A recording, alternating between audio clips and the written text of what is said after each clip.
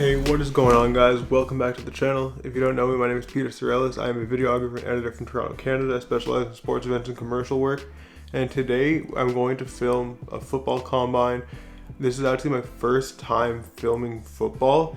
I have an 11-hour day today filming training videos for offensive and defensive players, and then tomorrow I'm doing the same thing for 8 hours. It's a 3-hour commute both ways, so I'm looking at a 14-hour day and an 11-hour day this weekend, all filming football. So basically this weekend is going to be a really good learning experience for me, and I think I'm gonna have a lot of takeaways from this that I can share with you in case you're someone who wants to get into shooting football. As you know, I shoot a lot of basketball normally, so I think that dealing with a bigger field is going to be a real challenge for me, but I'm excited to take on that challenge, and I think that this is going to be a really worthwhile experience for me. So I want to bring you along, and we're going to talk about my first time shooting football and the experience that I have. We'll go over some of the mistakes that I made and some of the things that I learned, so that if you go to shoot football, then you can hopefully do a better job than what I'm about to do for my first time. But I have a long drive ahead of me now, and I still need to get ready this morning. So let's get going.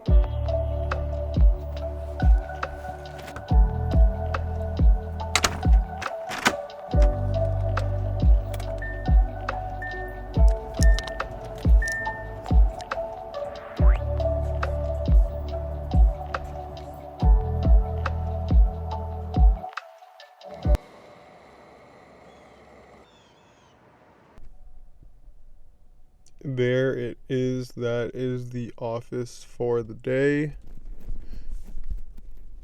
Looks like a beautiful sunny day. I'm excited to get to this.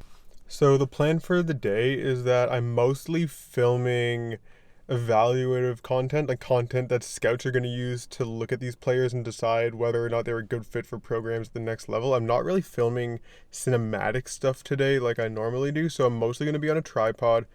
I'm going to be shooting 1080 24 frames per second so that I can just get the content and give it to the people who need to see it without creating crazy file sizes, and I'm not really using slow motion for anything. That being said, if I have the chance to shoot some cinematic content, I will, because I want to include it in this video and I want it for my own personal experience. I'm obviously not going to let something like that get in the way of my job today, because that is the priority.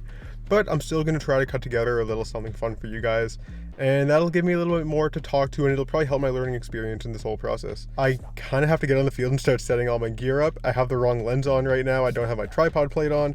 There's a whole bunch of things for me to do, so I'm going to get to that, and I'll talk to you later. Stop that. Stop that. Yeah. I hear him chatting the noise. Move too quick, can't stop for the talking. I hear him chat with the boys. Man so tough, but mans keep walking. Just too sharp with the prize. White girls let it tell me I'm awesome. Yeah. Hot like fire on the pan. If you wanna touch man, please use caution. Alright, so I just finished the first of 4 training combine sessions today. That was exhausting. I didn't even move that much. I can't imagine how the players felt. But it is hot today. I know there's some Americans who watch this channel, so sorry I can't convert to Fahrenheit.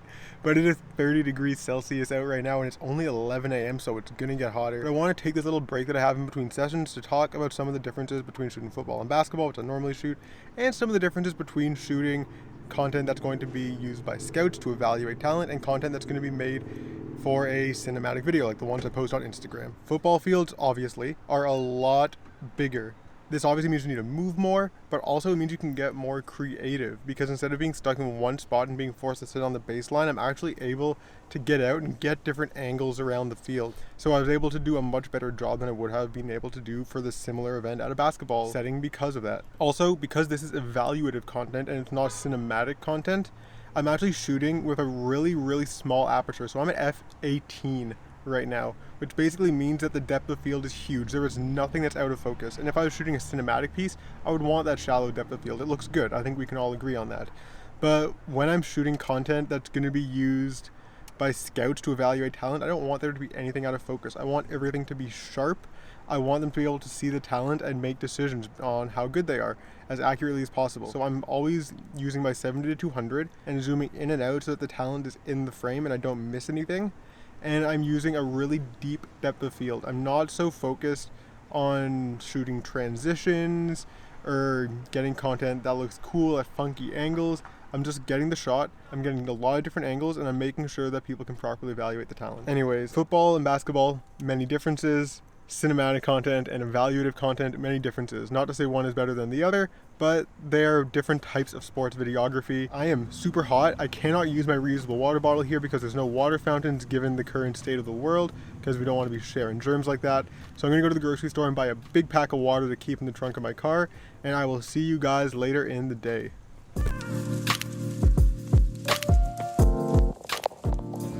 Camera here, and it looks like we're back up and running, so let's get back to it.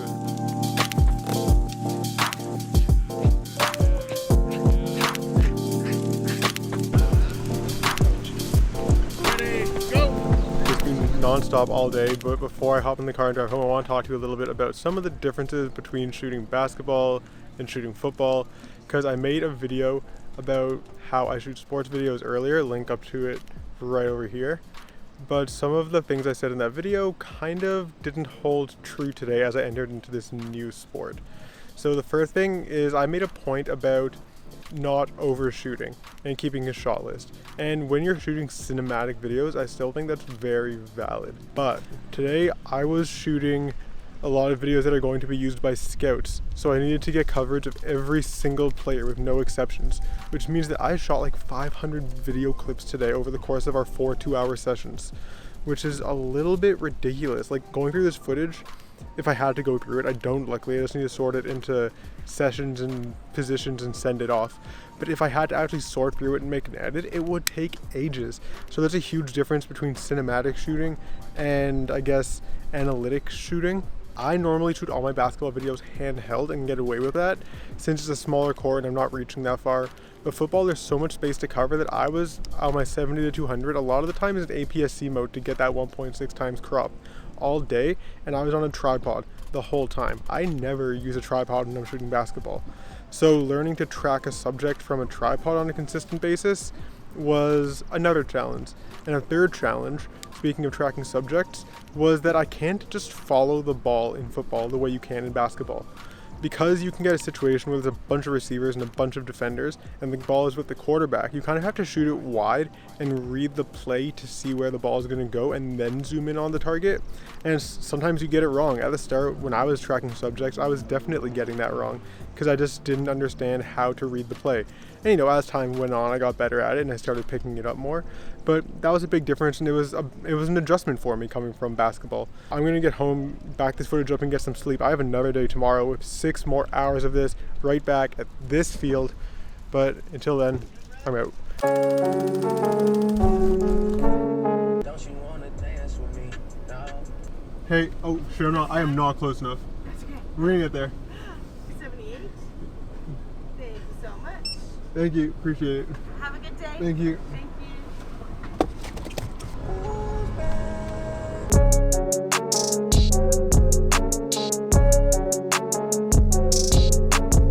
So I'm back at the field for day 2 now, and I just want to talk about a couple of things that I noticed last night when going through my files and backing stuff up. So the first one is I noticed that there were some black specks on some of my shots, like you can see right here.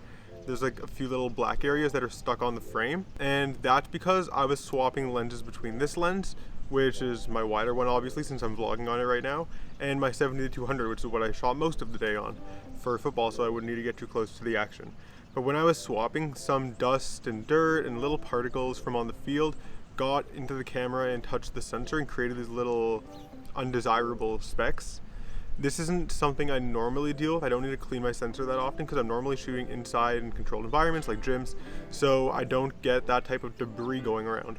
But I didn't even think twice about it because I'm so used to just swapping lenses on the fly. And here there was dust and debris and it was kind of messy. People were running around and I got dust on my sensor. So today I've come prepared with a little, let me grab it.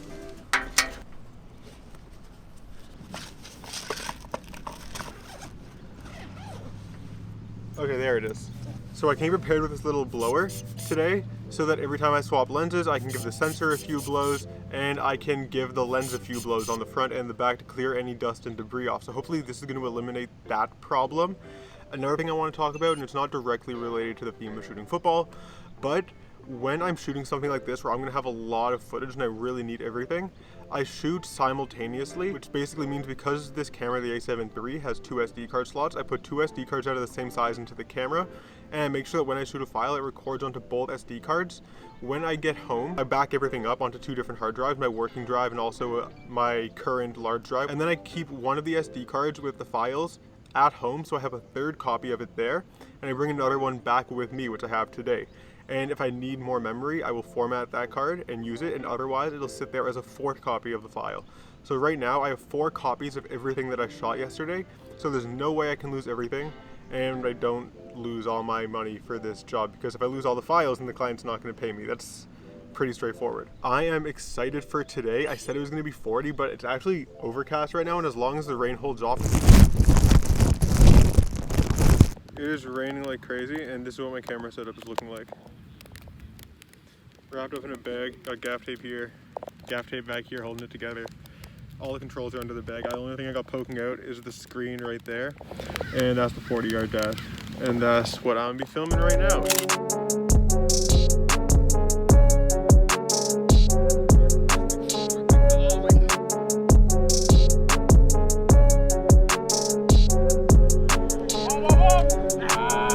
So I just finished the final session of the event. That was a great time. There was so much good energy around with everybody. Today started off super weird. There was literally a thunderstorm and I had made like a makeshift tarp over myself, and then it got so hot that I'm now completely sunburned and it's like 40 degrees out. But still, awesome time. I'm going to talk more about how, like, the things that I learned and how I filmed this later when I get home, because this battery's at 1% right now. So we will talk when I get back to Toronto. So I'm back home now. I know I said that we were going to talk about some more stuff after I got home, but I'm actually just finishing to edit this vlog right now, and I feel like I touched on a lot of good points, and I honestly don't really have any information to add. I feel like this has been pretty jam-packed. So I'm going to end this video here. If you found this video helpful, then please subscribe to my channel. I post tutorials, tips, vlogs like this for sports videographers and about sports videography on a regular basis, so I'd love to have you around for that. And I've got a lot of exciting stuff coming up. It's been a really busy time in my life, as you can tell from the fact that I haven't posted in 3 weeks, which is very strange for me, but that means that I have a lot of stuff to share and a lot of new experiences that we can go through together and learn from. Anyways, that is going to be all for this video, so until next time, peace.